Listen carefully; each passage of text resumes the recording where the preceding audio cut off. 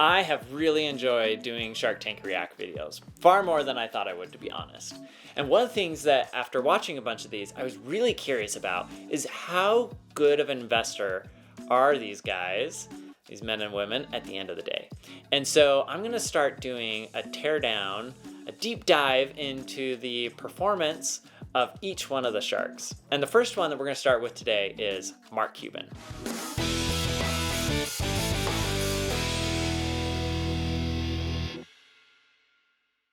So I want to start with Mark Cuban because Mark Cuban is not only an investor on the show, but he's been an angel investor for a long time. He's backed several of my friends' companies at the very early stages, and he's very well known as being actually a pretty sharp investor. Now, he has had his misses, right?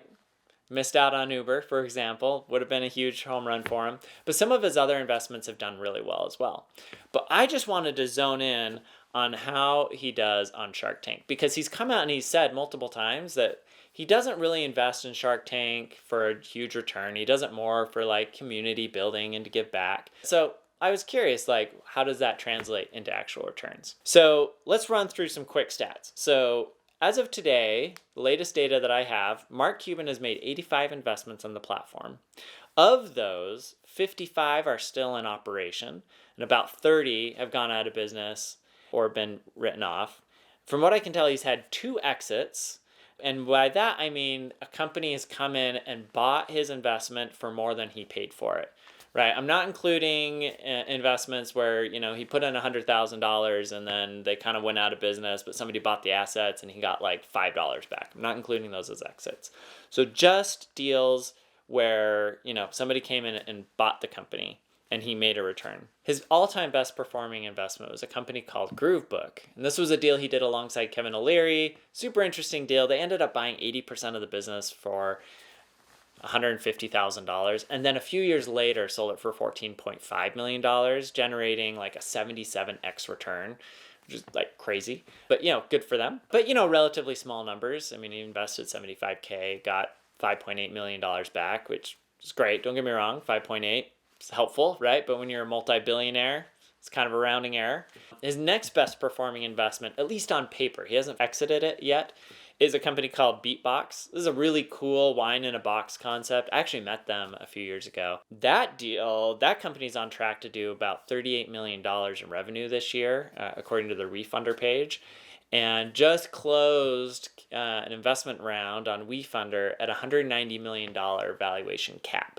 Now, there is a little bit of a nuance here in that it's a cap on the valuation and it's actually convertible debt. So what'll happen is everybody that invested into that round, they actually invested in debt, but debt that will convert into equity at some future date when they raise money from somebody else. And that has a cap of $190 million, which means, let's say they really knock it out of the park. They claim they're going to do $38 million in revenue this year, $100 million in revenue next year.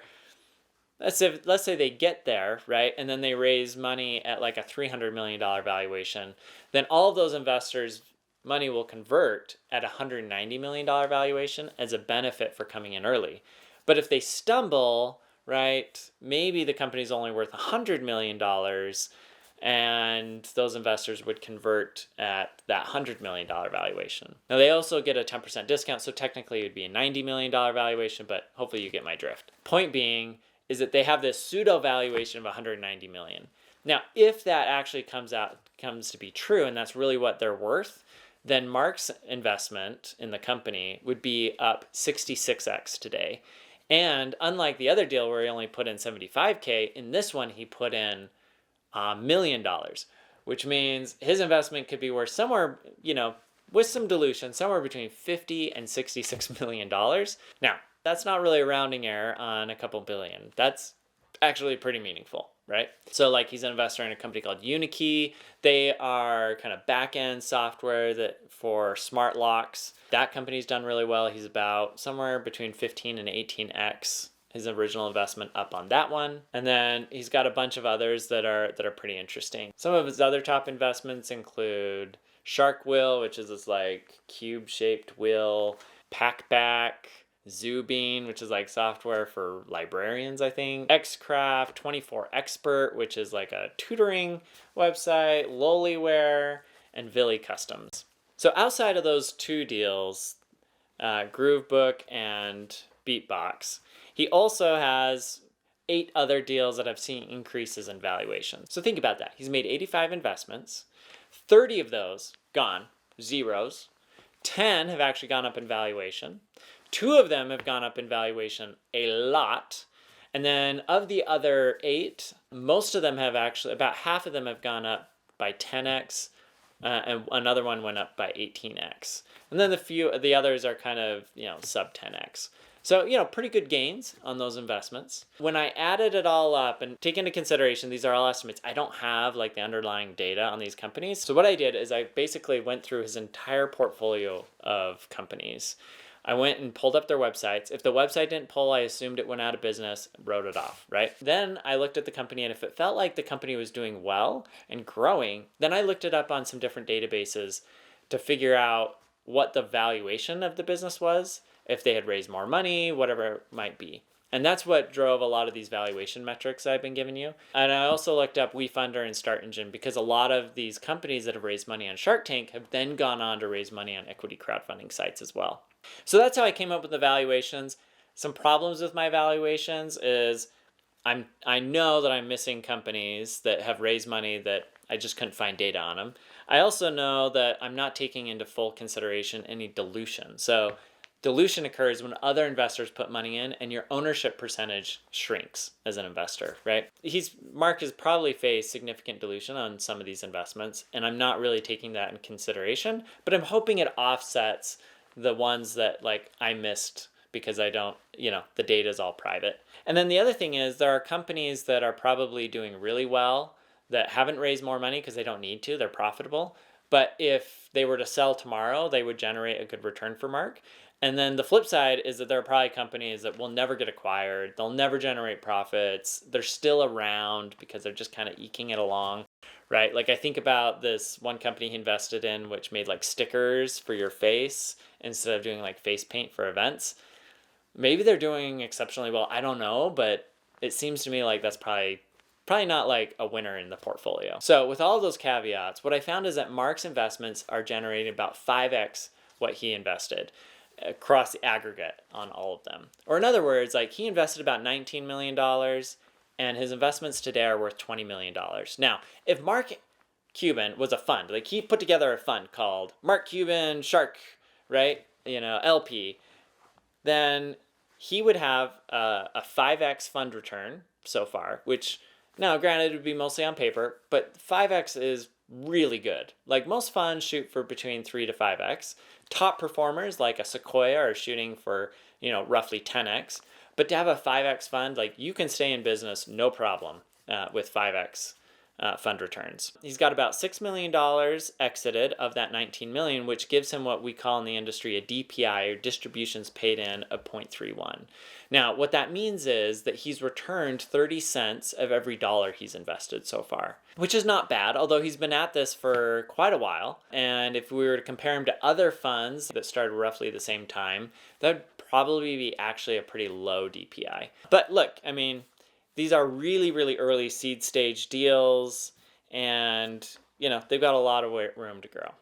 Some other metrics that I thought were interesting is his average valuation at which he invests in is at 1.6 million, and the median is at 750K, which means that he has a few outliers that are pulling valuations up. Like his largest investment he ever made was in a company called 1030 Productions. He invested $2 million at a $10 million valuation. Like that's pretty healthy. But most of his investments are relatively small. Like he's investing on average $125,000 and median of $125,000 into deals that are valued in, like I said, in that like $750K to $1.6 million. So pretty small, pretty cheap investments. And, correspondingly, he's ending up with somewhere between 20 to 25% of the company. Now, I will say, like, to own that much of a tech company is really high, but most of his investments are not tech companies. And in fact, the best performing ones, like I just mentioned, are consumer products businesses, which, kudos to him. He's found some really, really big winners. Just some other like interesting stats. His largest ownership position was when he bought the entire company at Hycon. Hycon makes these like easy to connect, disconnect hydrant and fire hose tools. Not exactly sure why he bought 100% of it. Maybe we'll have to do a react on that episode.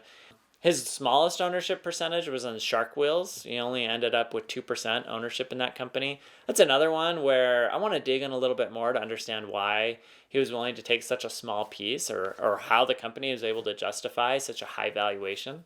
And then one of my favorites investments, his smallest investment and also the lowest valuation, was in a company called I Want to Draw You a Cat. And this has to be like a total joke. He wrote a $25,000 check for a third of the company. And literally it's a guy that just like draws cats and sends them to people. So, he's invested in a wide range of things. I know, talking to some of the entrepreneurs he's backed over the years, is that he's actually a very supportive, very engaged investor. He's not overbearing, but if you need help or you have questions, you can reach out, and he will do what he can to be helpful. And overall, I was just really impressed. I honestly thought, like, especially based on the things that he's said, like, oh yeah, I just do this like to give back, that his performance probably wasn't that good, right? Like, because he wasn't as hard hitting on valuation, and he wasn't like chasing after the very best deals. Now, he can have some really sharp elbows in some of those Shark Tank videos, but nonetheless, like, I just didn't think he took it that seriously. And yet, even so, like, he's got phenomenal returns that he and any other investor that had him should be proud of. Anyways, if that was interesting, let me know in the comments down below. Should I do more of these? Should I dive in to more of the other sharks' performance and see who really is the best? Or are there things that I missed that you want to know more about regarding Mark's performance and track record? Anyways, thanks for joining. We'll see you next time.